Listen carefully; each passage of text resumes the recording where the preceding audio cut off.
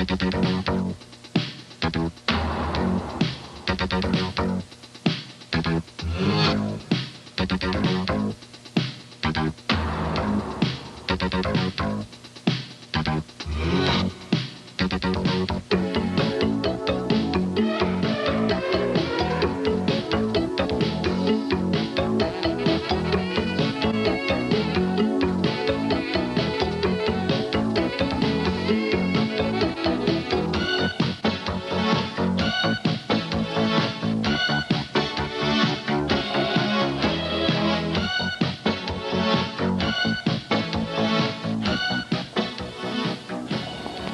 evening and welcome to this week's Track Talk show here on Sports Channel. My name is John Spence, your host for the next hour.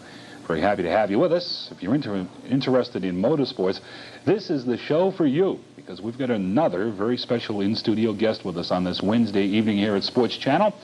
Our telephone number is 617-935-9266 if you would like to get on the air with us. We do welcome your telephone calls. Of course, we're going to be talking about some very, very big things happening here in New England in the next couple of weeks. The Busch Grand National North Series event at the Star Speedway in Epping, New Hampshire. And, of course, the big, rich, and prestigious Oxford 250 at the Oxford Plains Speedway in Oxford, Maine, coming up on the 12th of July. And we are very happy to have with us in studio tonight, here to answer any questions that you may have, the defending Oxford 250 champion, Mr. Chuck Bown, originally from Portland, Oregon, now calling Franconia Notch, New Hampshire, his home. He's got a very impressive list of credentials prior to moving here to New England. 1976 Winston Western champion for the Grand National Division under the NASCAR banner out on the West Coast. Of course, the Busch Grand National Division here in 1987, former Coors Tour runner, and here in 1987 is sitting atop the point standings for the all-new Busch Grand National North Series. Chuck, welcome to Sports Channel and Track Talk. Well, thank you, Bob. It's, John, it's a pleasure to be here on Sports Talk. Well, listen, I'm very happy to have you with us. It's good to have you with us here, Chuck. I think that before we open up the telephone lines here, and again, we do encourage you to give us a call, 935-9266, the telephone number. It'd be good to establish your roots. You're from the West Coast, and it's been somewhat of a long way to coming here to New England, where you now reside. Why don't you tell our viewers how you got started in the sport out there in the western part of the country? Well, actually, it's a long story, John, but I grew up right in motorsports. My father, Dick Bown, who still resides in Portland, Oregon, was a competitor for many years up and down the West Coast. And, geez, when I was just a kid, I can remember going down to the race shops and sleeping on the floor and getting dirty and looking at those race cars and knowing someday that I'd hopefully get a chance to drive those things. And fortunately, at the young age of 17, I got that first chance to drive, and it was right in the Winston West Grand National Division. At the time, my father had 2 race cars, and I said, "Hey, Dad, how about that backup car sitting over there?" And we made a deal, and he let me start preparing it and competing with it. And the first year, I guess I raced about 10 events and had some pretty good success. I knew right away that definitely that was what I wanted to do for a living, was drive race cars. And so we kind of struggled along as a family affair, both my father and myself, trying to drive out of one shop with one budget. And it was quite difficult. And, you know, there was a lot of hard times, worked a lot of hours, and it just didn't seem like we were really getting that far. And for some reason, my father saw a lot of potential in me and decided that he'd hang his helmet up, that I was getting starting to beat him on occasion. And so we put our efforts into one car and spent the money and took the equipment we had to field one strong car for me, fortunately. And we did that just for a couple of years, and fortunately I got noticed. I got an opportunity with a better finance racing team to compete on the Winston West Grand National Circuit, and it worked out well. We come out and won the championship, the first full effort that we gave it with a new team, and then my father could come to the races and just watch his son go out there and do the job without spending his own money and so forth. So it worked out good. After about 5 years of experience driving for the family, I headed out on my own. And from there, after winning the Winston West title, I decided that what I always really wanted to do was the Winston Cup circuit in the southeastern United States. So my wife and I sold our house in Portland and hit the road east for Charlotte, North Carolina, and bought a home there in the suburb, or in a rural area of Charlotte, and started going to the Winston Cup races and kicking around and trying to get a ride, freelancing as a race car driver. And fortunately, I got a few rides in the early season and had some good finishes, respectable finishes, but all I could scrape up was about 5 or 6 events a year, unfortunately. I needed to be at it full time to get the ball rolling, to get the opportunities to reach the sponsors that it takes to race competitively, because it's a very expensive business, no question about that. But it just weren't to be, and after about 4 or 5 years struggling along, doing the best I could do, getting some good finishes, just wasn't enough to earn a living. So that's how I got up north. My current sponsor, Skoal Bandit Racing and Quint Bover, kind of all got together with me and decided to come up and run the NASCAR North Circuit back in '82, and we stayed with that for about 4 years, and then ran ACT in 1986, and now this year we're currently running the Busch Grand National North Series, still with Skoal Bandit Racing Pontiacs and still with Quint Bover since '82 of Littleton, New Hampshire, and it's worked out very well. I've had a lot of success up here. I've won some pretty good races and met a lot of great people and seen a lot of pretty country in New England, and I'm enjoying it very much. Okay, so you've gone from Portland, Oregon to Charlotte, now up here to New England, saw a lot of success. This man has won the Oxford 250. He's won major events at the Briar Motorsport Park, and well, we're going to continue to talk to him about his career. It's a very interesting one. This year he's running the Busch Grand National North Series as the present point leader. But right now, Chuck, we're going to go on the telephones because we've got a call from Wareham, Massachusetts. Good evening. You're on the air here at Track Talk and Sports Channel. Hi, John. Hi. How you doing? Good. I have a couple questions on. I tried to get through last week when Dick was on. Mm-hmm. Do you know what happened to Motor Week Illustrated that used to be on TBS? Yes, I think the program, the production of it was just canceled. Oh, that was a good show. It certainly was. And also on that Indianapolis 500, I don't know what the legal limit for commercials was, but they had so many commercials that you just could not get the drift of what was going on. Well, that's the bread and butter. You know, you need that to make the thing flow. And, of course, as I say, that's the bread and butter. Indianapolis is the biggest race in the world. And, you know, with that in mind, everybody wants to try to jump on the bandwagon and get their product across to the consumers in this country. And there's no better place to do it, especially if it's a automotive-related product, than the live coverage, if you will, of the Indianapolis 500. Also, will that Oxford 250 be on any cable show at all, do you think? I don't know. We will have crews for our trackside show up there covering the Oxford 250. Of course, we'll condense a report for our New England Racing magazine the week after the race, the Tuesday after the 12th. As far as a full coverage type show by anybody here in New England, it's, I'm not aware of that right now, but I'm sure it will receive an ample amount of television coverage. Yeah. That would be a shame if they don't get that on. That would be a good show. Mm-hmm. Okay, thank you. Thanks for the call. All right, let's go to Brunswick, Maine now for a call here on Track Talk. You're on the air with Chuck Bown. Good evening. First, congratulations on your third-place finish last week, Chuck. I thought you made a big improvement over the first two. Oh, thank you very much. It was a little bit better day at Oxford. And are you and Quint doing anything special for a car for the 250? Yeah, actually, we're building a brand new one, and hopefully it'll be completed in time for the 250. And the plan right now is to bring them both over there and practice with both of them and run the fastest one, which I hope the new car will be just a little bit faster than the old car. We'll have to wait to see. You looking forward to racing with some of the big boys from down south? Oh, yeah. That's, the 250's, you know, something we really look forward to every year anyway, and especially since it's become a Southern Busch Grand National event. We're guaranteed that all those guys will be up from the south, and it just makes it that much sweeter if you're lucky enough to pull that win off. All right, good luck. Thank you. Thanks for the call. All right. 935-9266, John Spence, along with Chuck Bown, area code 617. Keene, New Hampshire's on the line with us right now. Good evening. You're on the air here at Sports Channel. Oh, thank you. Chuck, I have a question for you. I'm a novice driver just starting out in street stock divisions. A little confused here. I can't seem to get two people to agree on the same thing. What do you think of Cam 2 as opposed to a high-test gasoline to use in a 350 Chevy? Do you think there's any real advantage? I mean, you know racing's expensive, and boy, at $3.40 a gallon, I'm getting a lot back and forth that I should use it or I shouldn't use it. And I was wondering, a guy with your kind of experience, do you think there's really an edge for using that expensive Cam 2, or a good 94-octane fuel would go good in a 350? Well, to tell you the truth, I'm really not sure just what your motor rules are. With the type of engines we run, being full race engines with 4-barrel carburation, we have to run the higher octane expensive fuel. Otherwise, the engines would overheat and just wouldn't perform at all.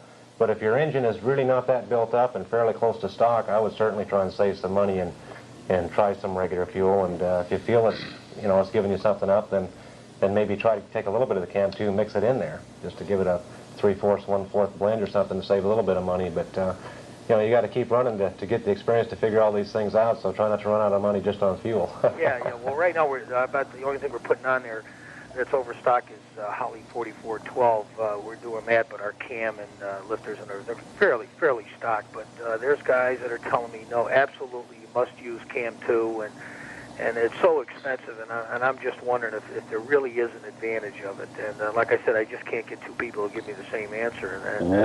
What track collar do you race at? Monadnock Raceway. Up in Winchester, New Hampshire. Now, is there any rules saying that you cannot run Cam 2? Oh, no. The street stock division, the full street division, can use Cam 2. I see. In fact, they're under NASCAR ruling, but they're allowing us to put the Holly 4412s on instead of the Rochesters, you know, so we can use those. So they're a bit above stock, but I've just never found any real difference between both fuels, and I don't know if I'm really doing the motor any real harm. Some nights it gets pretty trashy out there, so it's kind of hard to tell if you're getting any real response out of the motor. But if someone could give me a pretty definite answer on it, I'd sure like to save $2 a gallon on fuel. Well, trial and error is your best bet. I'd certainly give it a whirl, trying some just the best pump fuel you could buy that is quite a bit cheaper, and see how it goes. My belief in stock car racing, oval track racing, the name of the game is getting through the corners, not down the straightaways. But with the street stock division being your engine's relatively stock, maybe the straightaway speed is quite important. So I'd give it a whirl and watch the water temperature gauge, make sure it doesn't get too hot. All right, sir. Okay, thank you. Listen, we appreciate your call. Thank you. All righty, thank you much. 935-9266, area code 617 here at Track Talk at Sports Channel. And my name is John Spence. I've got Chuck Bown here tonight, the defending Oxford 250 champion. Chuck, question. Race fans read about it, but I'm not sure a lot of fans back here in the East, here in New England, know the difference and just what the difference is. Winston West and, of course, the Winston Cup Grand National, it's not Grand National, Winston Cup Series as we know it now. What's the difference between the Winston West and the Winston Cup Series? Well, right today, John, the Winston Cup Series and the Winston West Series are just about identical. I suppose the biggest difference, the rules for the cars themselves, the regulations that the cars go by are identical today. The biggest difference is that the super speedways are in the South. 150,000 people go watch the races in the South. And on the West Coast, they really don't have a hefty schedule, a pretty light schedule this day and age. Years ago when I was running out West, I can remember some years that we raced about 30 times a year, but toward the end it slacked off to only about a dozen events a year, and now they're clear down to about 6 events a year. So the biggest difference is they just don't do that much racing, and when they do race, it's about 50% of them are on road courses, and the other half are on smaller ovals such as we run with the Busch Grand National North Series. So the cars are the same, but the tracks they run at are a little bit different, and the schedule's not quite as busy. Okay, the recent race at Riverside, is that considered part of the Winston West schedule? Yeah, that's somewhat of a combination event, just like we're doing with the Busch Series with the North guys and the South guys. When they race the Winston Cup event at Riverside, it pays Winston West points to the Winston West entrance, so it's an important race to those guys just as well as to the Winston Cup guys, and they definitely go there. And to win the point championship, you need to compete in both Winston Cup races at Riverside and to enable a win in the Winston West title. All right, thanks for the explanation. Let's go to Waltham, Mass. You're on the air here at Sports Channel and Track Talk. Good evening. Hi. Hi. I'm a recent Winston Cup fan, brought up with midgets, but I'm wondering, who are these Southern boys that are coming up?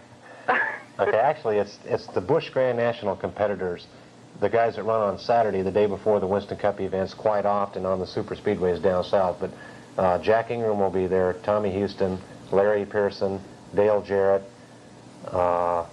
There's many more. I can't think of them offhand, but... Do you think Tommy Ellis will be up this year? Yeah, I heard Tommy Ellis is coming. Now, for last year's 250, Winston Cup drivers Darrell Waltrip, Bobby Allison, Terry Labonte, and Morgan Shepherd all came. I don't know what their commitments are this year. I think they have other commitments at other racetracks throughout the country on that weekend, with the exception of maybe Morgan Shepherd. He likes the Oxford 250. I would say he'll probably be there. So I really am not sure who all will be there in the way Winston Cup drivers, but all the Southern Busch point runners will be there. L.D. Ottinger, he's another one. There's quite a few of the experienced veteran short track racers that'll. Oh, Brett Bodine, how could I forget him? Can I ask one other thing? Did you ever drive midgets? Midgets? No. Yeah. No, I've never driven a midget, never driven an open wheel car of any kind, just stock cars from day one. Have you ever driven the wheel too? I don't know. I like stock cars. I like that steel body and that full roll cage. Do you continue to follow the midgets, ma'am? I sure do. What do you follow? The Northeastern Midget Association? NEMA, yes, I use that. We hit the Lee shows a lot. A friend of mine is a driver for NEMA, so we tend to follow him. But I really love the Winston Cup. Oh, that's good. That's good. We're glad to hear that you're, jumped on the Winston Cup wagon now, if you will, and that you're continuing to follow the success of NEMA. They've had a very successful start. I hope there's some changes in NEMA. I really do. All right. Thank you very much. Thank you for the call. All right, 935-9266, area code 617 here. We're going to take a commercial break, come back here and continue to talk about the career of Chuck Bown with Chuck Bown in studio here tonight at Sports Channel, so you stay with us. We'll be right back.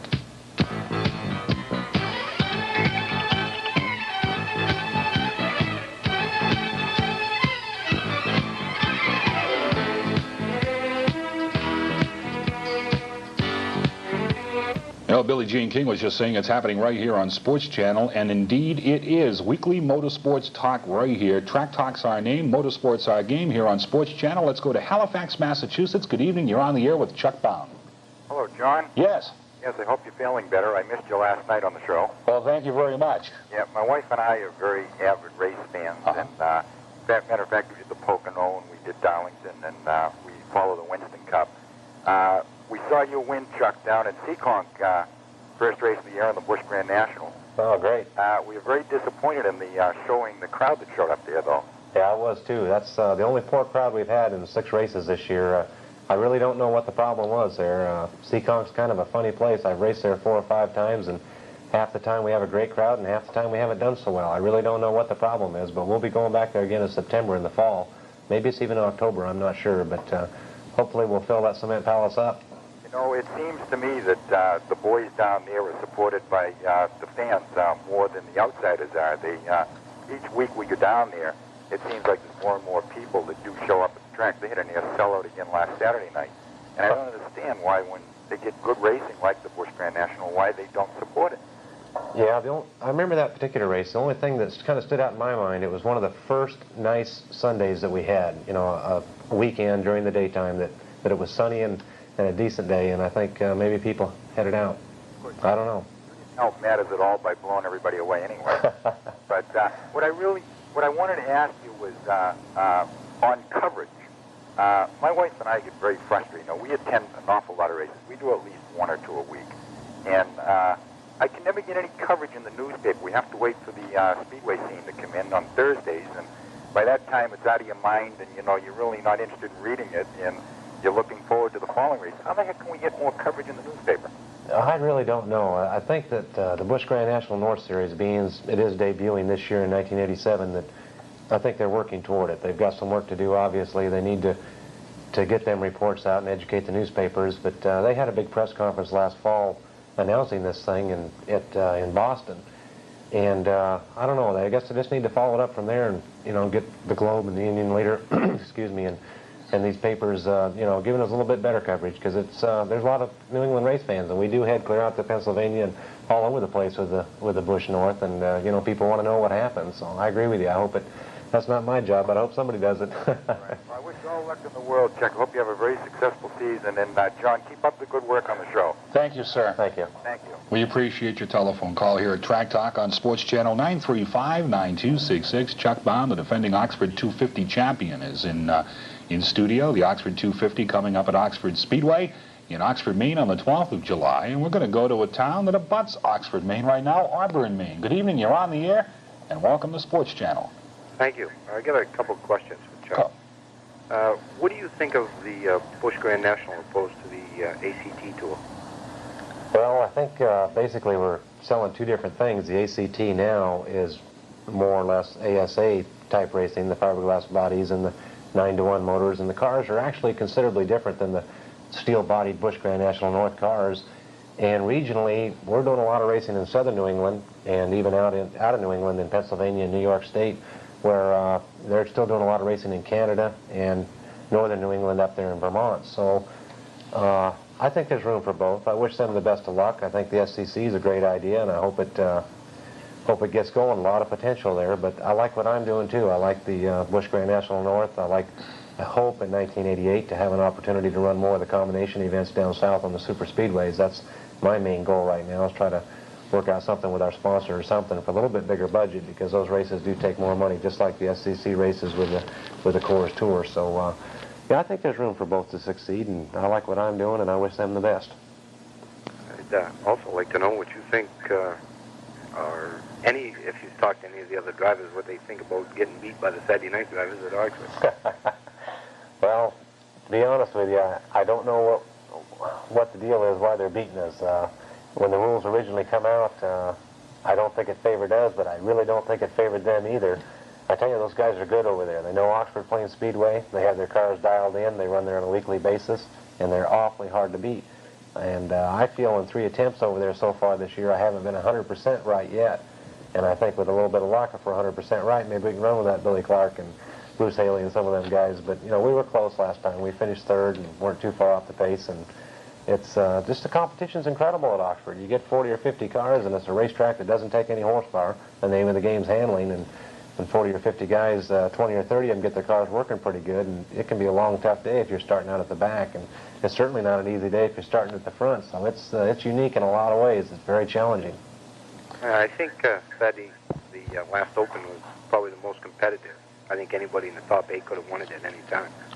Yeah, I think so. A lot of it, starting position had to do with it. And not only starting position, but which lane you were in on the restarts. The way they do it at Oxford is kind of unique, the way they mix in the lap cars. So that can kind of make you or break you. And, you know, you take the good with the bad. Sometimes you lose a few spots on a restart, and maybe the next restart you can gain a few back. And, you know, that's why I was kind of happy with the third. I was a little loose all night, and I'll take a third at Oxford out of 50 or 60 guys. All right, listen. Thank you very much for your call. We've got to move along. We've got a line waiting in Bloomington, Illinois. Good evening and welcome to Sports Channel here in New England. Hello? Yes, I was wanting to ask Chuck Bown, when he moved his wife and family out to the East Coast, did he have rides already lined up, or did he just live like gypsies?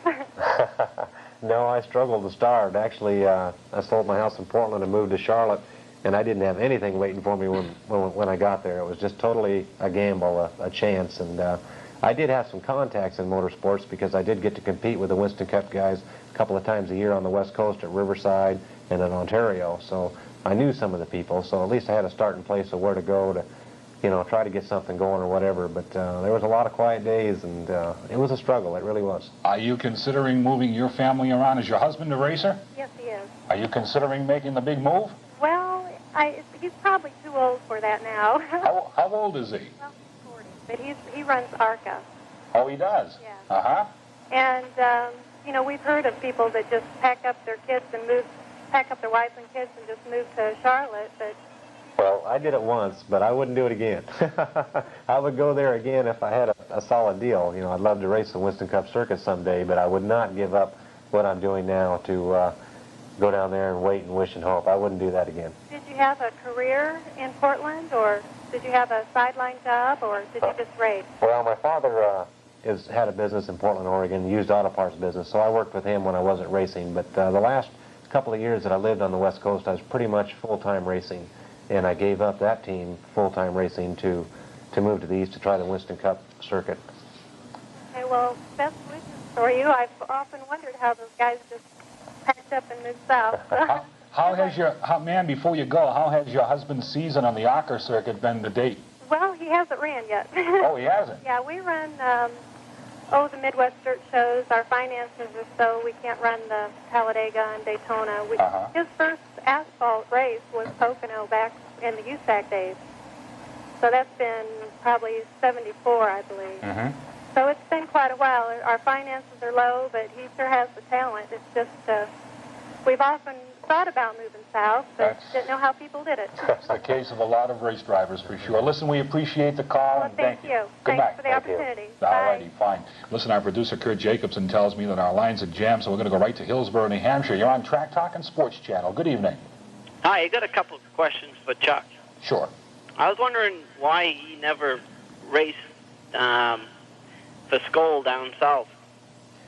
Well, actually, the only connection I have with those guys down south is it's the same company sponsors my car that sponsors their car.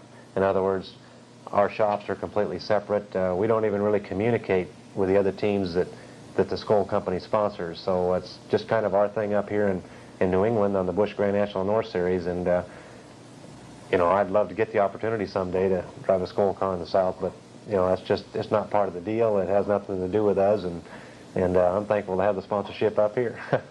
See, Skoal is under contract, sir, to, you know, of course, the Harry Gant ride. They've had involvement in the Indy car in the past, and their late model sponsorship is Chuck Bown here in New England. He is their representative in New England. He has no direct tie to the Harry Gant ride, per se. Yes. See, Quint Bovair owns the car, and right. the deal is made with the car owner, Quint Bovair, and Quint has hired me to drive the car. So there's no, the sponsor, Skoal Bandit Racing, they do not own the car. They don't make the decisions with the car. They just make an agreement with the owner to sponsor it, and that's it. It's just a simple business arrangement. Have you and Quint ever come in contact with Hal Needham and Burt Reynolds? Actually, a few years ago, Hal helped us out very much at one time when on the old NASCAR North Circuit in '82. We had a race scheduled at Dover, Delaware on the Incredible Monster Mile. About mid-season, this race was scheduled, and we really weren't prepared to go run a super speedway, and our equipment was kind of tired. And Hal Needham loaned us one of Harry Gant's Winston Cup engines, a used one, kind of a tired one, but good enough to get us through 200 miles at Dover. And so he just helped us out, loaned it to us. We put it in the car, run the race, and sent it back to him afterwards. And Hal, if you're watching, thanks. Okay, listen, thank you for the call. All right, 935-9266, area code 617.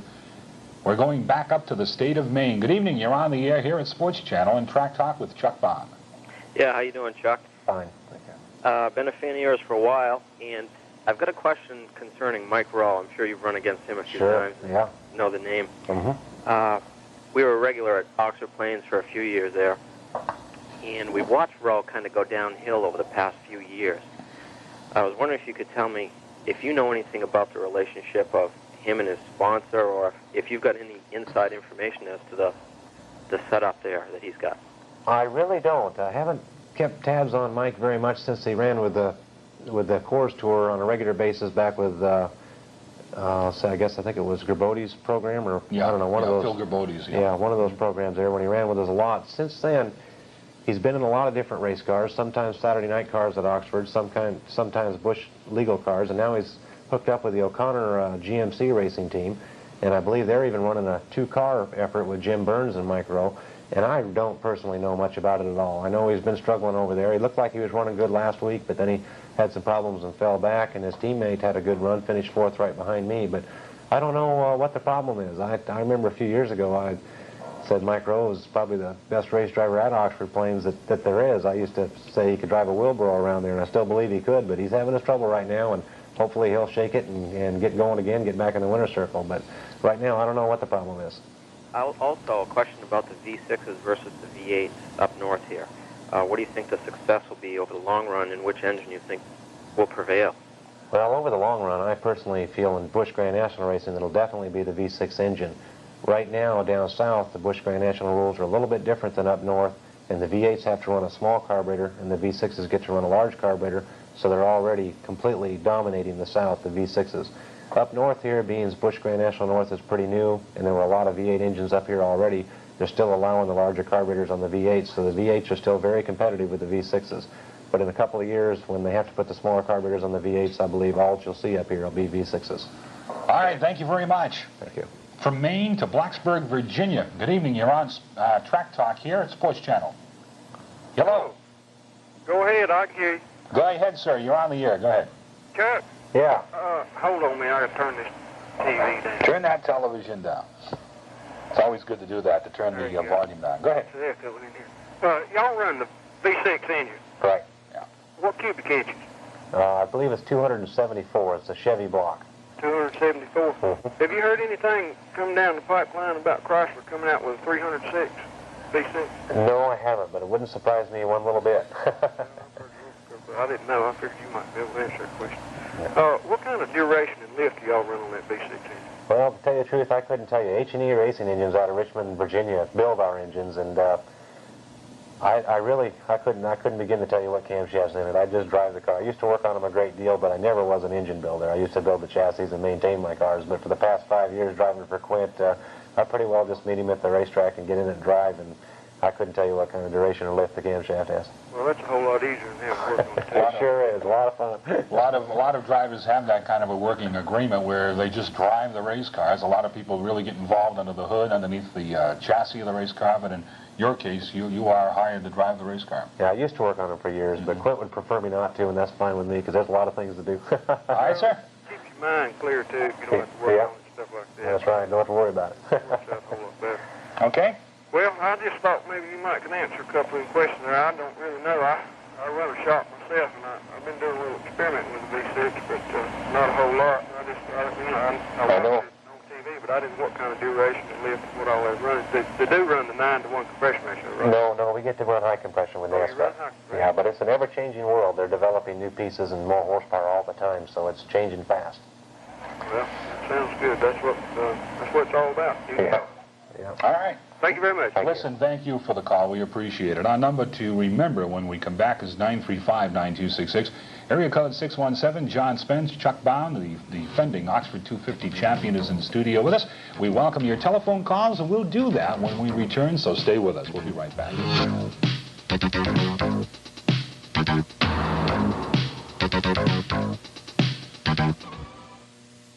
All right, we are back. You wouldn't kid me, would you? We're going out to Cheyenne, Wyoming, which is the home of a very good friend of mine, Kurt Gowdy. Hello, you're on the air. Hello. Hello, is this Kurt Gowdy? No. No? All right. Well, listen, welcome in. We're glad to hear you here on Tracktalk at SportsChannel. Good evening. Yeah, I was just kind of curious as to, you said you just drive the car, you're paid just to drive it? Yes. Could you roughly tell me what kind of money you make a year for just driving? Not enough. Actually, it depends on what league you're in. I drive for a straight percentage of the winnings. There's no salaries involved, no guarantees. I pay my own expenses. So, however well we do at the events, you know, like this particular Oxford 250 coming up July 12th, that's a chance to make some money. It's about a $35,000 first place prize, and my cut of that's not quite half, but it's a pretty good piece of change. But most of our events are around $3,500 to $5,000 for first, and if you have a poor day and finish way back, you know, you're only talking about $500 gross, you know, that we split. So, you know, it's I'm making a living, but I'm certainly not rich. I drove down here. I didn't fly my airplane. I don't have an airplane. Sounds good. I enjoy your show out here. We pick it up off the dish, but... Do you watch it every week? I've just caught it the last couple of times, I think. I just have to stumble onto it. You get involved in much motorsports out here in Wyoming? Oh, just little amateur stuff. I've been through Cheyenne a few times, my different trips across the country when I was still living out west. It's a long state, Wyoming. Listen, Cheyenne, we got to run along. We've got a jammed switchboard, but we appreciate the fact that you called us here. If I see Kurt Gowdy, I'll tell him hi. All right, I will too. Promise you. Thank you. Thank you. All right, 935-9266, area code 617. Derry, New Hampshire's on the line. Good evening. You're on the air. Hello. Hi. I'd like to have you talk about the relationship with the other drivers that you drive with. If you have fights or you get along good with them, and if you have meetings before the races, stuff like that. And I'll hang up because my wife will kill me calling long distance. All right. We don't want that to happen. Okay. All right. Right. Chuck? Okay, actually, I've been driving race cars for 16 years, and I have not yet had any kind of a fist fight whatsoever. I've been in a few bumping jams out on the racetrack, but as far as in the pits fist fighting, that's something I've never done. I've only seen a couple in 16 years of driving. It's years ago, maybe that used to be quite common, but these days it's pretty much out of the sport.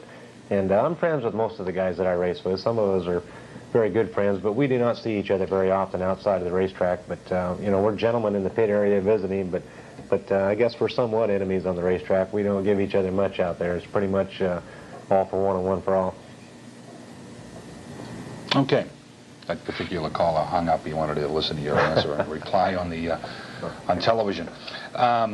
And I can fully attest to the fact that being involved in the racing purse here in New England for quite some time, having known Chuck now personally for about 3 or 4 years, and following his racing career and following the 2 tours that he's been involved with, the Coors Tour and, of course, NASCAR here in 1987, you don't hear too many people saying bad things about Chuck Bown. He's certainly a gentleman on the speed. No, I mean that sincerely, Chuck. We get a lot of good feedback about yourself and Quint Boyvier and your race team. Was it a tough decision for you to jump from the Coors Tour, who have got a very energetic 1987 schedule, and of course the stock car connections involved too. Was it a tough decision for you to jump from the Tour to this whole new endeavor put together by NASCAR this year? Well, it's a little bit risky. Any change in racing, something like this, it was a pretty serious move. But for my team, it made the most sense, and the overall picture. It was a better location of the racetracks for my sponsor. It was a little lighter schedule for my car owner, which he needed a little bit of a break. And the particular race cars that we had that we've been using in the past on the ACT circuit were now totally legal for NASCAR. For it to stay with ACT, we had to build new race cars. So from a business point of view, that's why we went with the Busch Grand National North Series. And I miss Robbie Crouch. I miss Beaver Dragon and Jamie, some of the guys that stayed with the Coors Tour. But on the other hand, I still get to race with Joey Carafas and Dick McCabe and Bobby Dragon. So you just kind of take the good with the bad. I'm off to some new tracks that I hadn't been to before. And if we can work something out for 88, we'll get to run some of the super speedways down south the day before the Stin Cup guys, which is a goal I'd like to do. I'd like to run a lot of those events. When you only go to one or two throughout a year, it's very difficult to be competitive because those guys do it a dozen times a year. Super speedway racing is a little bit different than the short tracks like Oxford. So, that's what I'd like to do is get south, run some more of those super speedway races. Okay, we're going to go back on the telephones in a moment, but before we do, there's something I'd like to interject here. We have got some very interesting programs scheduled for the next several weeks. First of all, next Wednesday night, I'm going to be joined in studio by Russ Conway, who is the sports editor and motorsports writer, feature writer for the Lawrence, Massachusetts Eagle Tribune. Mr. Conway has been involved in racing for close to 25 years in a lot of capacities. We're going to talk to him about the sport in general here in New England and in general across the nation and around the world. He'll be my first really, outside of Dick Bergman being a motorsports commentator last week, he'll be my first real member of the working press and my first guest as far as a working member of the press next week here on Track Talk. The week after, we won't be here because we've got the big tennis championships coming up from Longwood. What we're looking to do is ask you, the viewer, that view Track Talk here at Sports Channel every week, to kind of get involved in the show, involved in the programming, and let us know who you would like to see as far as in-studio guests in the weeks to come. And you can see it's a very simple procedure. Just send us a postcard, put down some suggestions, put down your viewpoints, your thoughts, your opinions on the show thus far, and send along to Track Talk, Sports Channel, 10 Tower Office Park, Woburn, Mass. Zip code is 01801. If you've got somebody in mind that you'd like to see us bring in here as a Wednesday night guest here at Sports Channel, or if you've got some programming suggestions, jot them down on a piece of paper or a postcard and send them once again to Track Talk, in care of Sports Channel, 10 Tower Office Park, Woburn, Mass. 01801. Now, if you do not have a pen and paper sitting exactly in front of you, I fully understand, and we'll run down that address for you before we leave the air at 9 o'clock. Let's go back on the telephones here at Sports Channel, up to Montpelier, Vermont. Good evening, you're on the air. Hi, Chuck. Hi. This is Helen in Montpelier. Hi, Helen. How you doing? I think I'm your biggest Skoal Bandit race fan around. Good. I have a question. You stated earlier in the show that you're building a new car for the 250. Is that a six-cylinder? Yes. Okay. Last year at Catamount, you just totally demolished your six-cylinder. You did not have a small car the rest of the year. Last week at Oxford there for the NASCAR race, you did have a small six-cylinder again. Is that a rebuild of the one you totaled last year, or is that just another car that was laying around somewhere? Actually, the car we had at Oxford last week is the same one we've been using thus far in '87, and it was a new car built this spring, or actually late winter. The suspension is a little bit different than the one I totaled out at Catamount, but the one we totaled out at Catamount, that car is history, it's gone. And this new one that we're building that we hope to debut at the Oxford 250 is identical to the one I did total out at Catamount. Well, I hope that one runs as well as the one you totaled. Me too. That was an awful good car. I missed it. Well, good luck in the 250, and I'll see you there. Thank you, Helen. Thank you. All right, thank you, ma'am. 935-9266, area code 617. John Spence, Chuck Bown here at Sports Channel. We have a line from Merrimack, New Hampshire. Good evening, you're on the air. Hi, I have a couple of questions for Chuck tonight. Sure. Are you related to Jim Bown of the Winston West Tour? I sure am. He's my little brother. Oh, how much littler? About 6 years. Oh, okay. And the second question: How many cars would you expect to see up at Star Speedway when the Busch Grand National Tour comes up there? Well, I'm going to guess 26 to 30, but I have no idea how many entries were sent. I really don't know, but that's about how many we had out there in Pennsylvania. We had 26, 28, and Star Speedways in New England, so if anything, it should draw more. I think that'll be a good field. Now, would that be all? Those are all Busch Grand National North legal cars. Those are all the metal body things, or? Well, no, not exactly. Probably. Could you explain the rules that you're running this year in terms of different cars? It's almost basically what we've been doing at Oxford for as long as I've been in New England, since '82. It's basically open comp. All cars are eligible, but the fiberglass cars and the open cars that aren't fiberglass but are the Camaro-type bodies or the real sleek aerodynamic bodies, they've tried to add some weight to them to penalize them, to keep them more competitive with the full Busch Grand National legal cars like I've been competing in. So basically it's kind of open comp, and they've tried to use lead ballast to equal it up, and it'll be that way for another year and a half. So the plan is, what, 89? They'll go to 89, everybody has to be full Busch Grand National legal. I wish it would have been 88, but we're going to struggle along until then. And our cars are running pretty good, but some of those other rigs are pretty hard to beat. Okay, well, nice talking to you. Thanks. We appreciate the call here at SportsChannel and Track Talk. Coming up next Wednesday night, Chuck and the fellows on the Busch Grand National North Series will be at the Star Speedway in Epping, New Hampshire. 7:30 will be the starting time there. They're going to battle it out in a 100-lap race, and we will have a live report here for you via telephone hookup next Wednesday night here on SportsChannel for those of you that cannot make it to that show in Epping, New Hampshire. Stay on the lines here. Natick Mass is on the air right now on SportsChannel. Good evening. Hi there. I got a question for you, Chuck. I heard you say earlier you get paid just for driving the car. I understand all that. What I'm wondering is, what do you do on Monday and the rest of the week?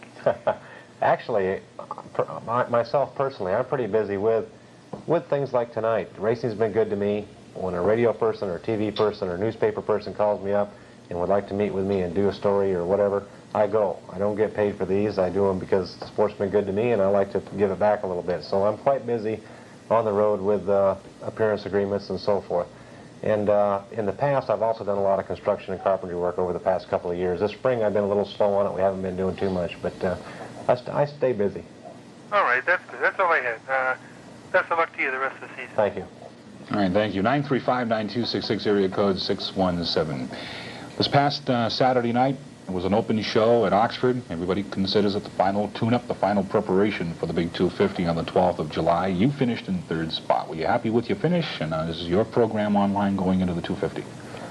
Well, yeah, I was happy with the third place finish. We've been working hard over there. We've been there 3 times already this year, and I've had a 15th, a 6th, and a 3rd last week. Oxford's tough. I don't know what's happened over there. The racetrack slowed down for some reason. We used to run in the 15-second bracket over there, 15-8s, 15-9s. This year we're running 16-2s, 16-3s, and that has helped the Saturday night local cars because they don't have very much horsepower, and now that the track's even slower than it used to be, it doesn't take much horsepower at all, hardly any, and so those guys they're running very well, and we're struggling trying to get what power we have to the ground. But I'm optimistic for the 250. I always look forward to it, feel good about it. Nobody will be trying any harder than Chuck Bown to win that race, but we are going to have a new car ready that I'm hoping is going to be a little bit faster. And the old one ran 3rd, so if we can get one that runs a little bit faster, maybe we'll have a good crack at trying to take home 2 in a row. All right, that is coming up on the 12th of July. It's a Sunday. It's a great weekend. If you've never been to a stock car race, if you've never been to the Oxford 250, you really owe it to yourself. It's a fabulous racing event. And again, the date for that is the 12th of July. And this guy here is going to try to make it 2 in a row. Gonna try. All right, Dave Dion has done that, not 2 in a row, but he's won the thing twice. Chuck Bown's going to try to do the same thing. We'll take a commercial break, come back here and talk to Chuck about his move from Portland to Daytona, where he saw finishes in the top 10 on 2 occasions. We'll do that when we continue here right after these messages.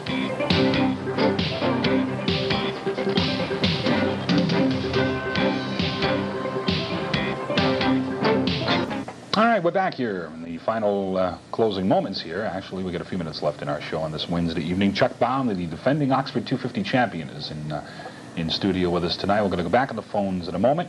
Also, get a pen and paper ready. We will run the Track Talk Sports Channel address by you in a few moments if you'd like to raise some suggestions and some ideas for some incoming studio guests for the month of July and also the month of August here at SportsChannel. Chuck, you established at the outset of the show, some of the viewers called in on it about your move from Portland, Oregon down to the Charlotte area, trying with hopes to be seen and lure yourself a Winston Cup ride. You landed one, and you finished in the Daytona 500 and the Firecracker 400 at Daytona well on 2 occasions. That had to be quite a thrill for you. You know, the big risk, the big gamble, packing up the wife and the kids and heading down to the southeastern part of the country, and you ended up with some good finishes. That'd be a thrill. Yeah, it really was. And, you know, I remember that very well because it was pretty much a budget program going to the Daytona 500, the biggest stock car race of the year. And I basically prepared the car myself. It was owned by Jim Testa at Kings Mountain Truck Stop in Kings Mountain, North Carolina. And I prepared the car right at the truck stop in one of the bays where they work in the diesel trucks. And the entire pit crew was volunteer for the Daytona 500, all my tire changers and gas men and so forth. We rented the engine from Dygaard Racing Company for like $3,000. And we scrounged up all the money we could for enough tires to get through the race. And I'd never been to Daytona before. I didn't really know that much about drafting and racing at 190 miles an hour, 200 miles an hour. And when that week was over and done with, and we came home 7th and won $20,000, it was the next best thing to winning the Oxford 250. One thing that's kind of confused me, Chuck, in the last couple of years here. You look at the Tour, you look at the budding Busch Grand National North Series. You look at a lot of the great late model or pro stock drivers that we have in New England. The Coors Tour really, you know, a year or two ago was very similar to watching a Winston Cup show. The way it was formatted, the way the programs were run, the distances of the races and everything, that sort of thing. What I'm getting at is we've got a lot of modified drivers down south, knocking on the door. They might be downstairs here knocking on the door to get in here. No, down south knocking on the door to try to get themselves, you know, a good, decent Winston Cup ride. We have not seen the same opportunities come up for the drivers up in the northeastern part of the country that are running late models, especially the Coors Tour, and in your case now the Busch Grand Nationals. Why are you people not getting the opportunity? Why are people not beating down your doors? Well, to tell you the truth, John, if I knew the sure road, I'd be on it. There is no sure road. It's a lot of luck being at the right place at the right time. And I find it very difficult to understand myself why certain New England modified race drivers have gotten Winston Cup opportunities, big-time Winston Cup opportunities, and are down there racing when they've been up here in New England running the open-wheel modifieds, which are very popular in southern New England, but in Winston Cup racing, those guys don't know what they are down there. I really don't understand it. I don't know what the deal is. The kind of cars that I'm running, the Busch Grand National North Series, those cars are much more similar to the Winston Cup cars. The racing we do is much more similar. We even run in some of the same type tracks, and I don't know. It's just one of those things called coincidence, I believe. I don't, you know, if I really felt modifieds was the way to go, I'd probably be fooling around in them quite a bit myself. But I stay pretty busy in the stock cars, and I do like the full body roll cage and all that stuff. Okay, we got a couple of lines in New Hampshire up in the Granite State here on SportsChannel. The first in Lisbon, New Hampshire. Good evening. You're on the air at Track Talk. Oh, Mr. Bown? Yes. What is the difference between racing somebody like Herschel McGriff and Stub Fadden? Well, they're both old. Just kidding. Stubb's one of the guys that one of my best, closest friends, driver friends up here since I came to New England. I remember the first race I ever ran in New England in '82 at Catamount. I had a bad day, and I spun around and knocked a tie rod off. I was trying to get back to the pits to fix the car and didn't realize the steering was broken, and I took out the leader, and it just didn't look bad. Here I was up there, the new kid in town, and I kind of made a fool of myself, and Stubb came up to me after the race, put his arm around me and said, well, it's got to get better, Chuck, before it can get worse or whatever, but he just made an attempt to make me feel better. He didn't know me from Adam, and it was real nice of him. Of course, Herschel McGriff's my father-in-law, so what can I say about him? He's fun to race with. They both race clean and race hard, and they're both pretty good drivers. Okay, thank you very much. You're welcome. That was kind of a loaded question, asking what you thought of your father-in-law, Herschel McGriff. All right, next to New Hampshire's on the line. Good evening. You're on the air here at SportsChannel. Yeah, John. I moved to New Hampshire here in the last 8 months, and I had an opportunity now to beat a star twice. And I know you are closely associated with that speedway. And shortly here at the end of the month, you've got the NASCAR Modified Tour coming in. Right. My question to you is, and then I've got an answer, I think, for Chuck, is are the same officials going to work that NASCAR Winston show that normally works there on a Saturday night? As far as starter and your pit steward. I believe that, yes, that will be the case.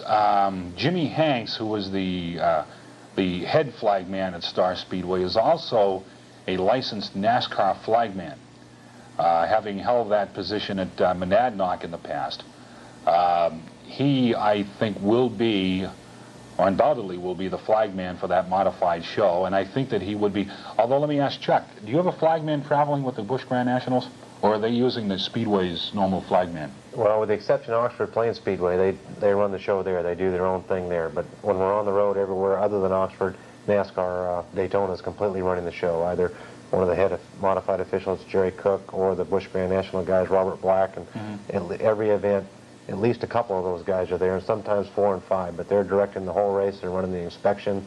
They bring the truck up from the south for each race to template the cars and check them over, and it's really working out well. How about the flagmen? Are they using the flagmen from NASCAR? Are they using a NASCAR flagman, or are they using that particular Speedway's flagger? Well, to tell you the truth, I'm not exactly sure, but if they're using a Speedway flagger, which I'm not sure that if they are or not, he's under radio control and throwing whatever flags he's told to. But we haven't had any problems whatsoever yet in the way of flagging or officiating. It's run very smoothly, and I like a team of officials going to each and every track with us, because every track that runs weekly has their own way of doing things, and it can really mess guys like us up that are used to doing it one way, and you know, it can cost a person a lot of money and get them in difficult situations. So Busch Grand National North's big enough that it needs a team of officials traveling around and calling all the shots. I think what you'll find, sir, is that you will have a combination of Star Speedway officials as well as NASCAR officials for both this Busch Grand National show next Wednesday night and the NASCAR Modified show coming up in the latter part of July, like we have done in the past with the Coors Tour. We've worked with Curly's crew, the Star officials, and the NASCAR and Coors Tour officials themselves. I think you'll find the two of them working together. NASCAR will be calling the shots on the show. Okay, because the reason I was curious is you had an incident Saturday night at Star, and don't ask me just now which division it was in, but your leader was spun down in turn number 4. Yeah. All right, the man that spun him was ejected, and the leader was sent to the rear. I've never, in 25 years of following the sport, ever seen that done. Really? Yep. You know, if the starter felt that the man was deliberately spun, he should have been given back his spot, and the other man either evicted like he was or sent to the rear. Or put to the back of the pack, yeah. Right. I would agree with that. And in this instance, the leader was sent to the rear, and the other guy was just thrown off the track. Listen, I wish you'd have called sooner. We've got one more call we're going to try to squeeze in here. They're calling from Tennessee. Okay. Feel free to call us on it next Wednesday if you want to continue conversing about it. Will do, John. All right, thanks for the call. Down to Tennessee, good evening. Very quickly, you're our last call here on Sports Channel. Yes, I've been sitting here watching your show, enjoying it very much. Thank you. From one Skoal Bandit driver to another, let me clarify this. This is not Harry Gant. Who we got here? I'm a member of... Who is this bandit? Who is this bandit on the line? My name is Ray, from Franklin, Tennessee, and I'm a member of a remote control auto club here. We race 1/8 scale model gas automobiles. And, of course, I race number 33. We don't get a chance to see too much New England racing. I find Chuck a very personable young man, and I just wanted to give you a call, and hey, go for it. All right, we appreciate it. Thank you. Good luck with your Skoal Bandit. Yeah. Thank you. All right, listen, thank you very much. That is all the time we've got as far as the telephones are concerned here. Very, very quickly, here is the address once again. If you've got some suggestions that you would like to see implemented here as far as our show is concerned every Wednesday night, namely guests, you know, we just want to get a feeler from the viewers as to who they would like to see in studio here with us so they can chat with. There is your address right there. Tracktalk, Sports Channel, 10 Tower Office Park, Woburn, Massachusetts, 01801. And just drop it on a postcard or in a letter and send it to us here at Sports Channel, preferably on a postcard, okay? Coming up next week, we're going to have Russ Conway, well-known motorsports writer, and he's going to be in studio with us next week. We're going to talk about racing in general. And this gentleman right here, we're going to wish the best of luck next Wednesday night at Star, the Busch Grand National North Series, and of course in defending his championship, the Oxford 250 on the 12th of July. Thanks for coming down from Franconia. You're very welcome, John. Thanks for having me. It was a pleasure. We appreciate it. Good luck to you, Quint Boisvert, and the entire Skoal Bandit race team for those two big events and the rest of the 1987 season. That is all the time we've got. We'd like to thank you, the viewers, for your calls. Look forward to seeing you next Wednesday night. Russ Conway in studio with yours truly. For Chuck Bown and all of us here at Sports Channel, thank you so much. Good night. We'll see you next Wednesday night at 9 o'clock. Bye-bye.